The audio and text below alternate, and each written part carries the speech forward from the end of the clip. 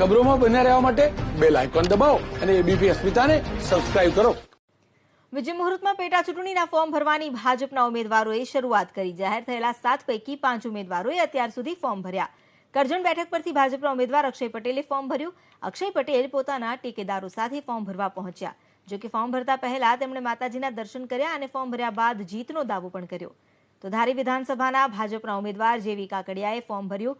અબડાસા બેઠક પરથી ભાજપના ઉમેદવાર પ્રદ્યુમ્નસિંહ જાડેજાએ નામાંકન પત્ર ભર્યું। નલિયા પ્રાંત કચેરીમાં પ્રદ્યુમ્નસિંહ જાડેજા પહોંચ્યા અને સાંસદ જિલ્લા પ્રમુખને સાથે રાખી નામાંકન પત્ર ભર્યું। ડાંગ બેઠક પરથી વિજય પટેલે ઉમેદવારી નોંધાવી। તેમની સાથે ગણપત વસાવા હાજર રહ્યા। ગઈકાલે કપરાડા બેઠક પરથી ભાજપના જીતુ ચૌધરીએ પણ ફોર્મ ભર્યું હતું।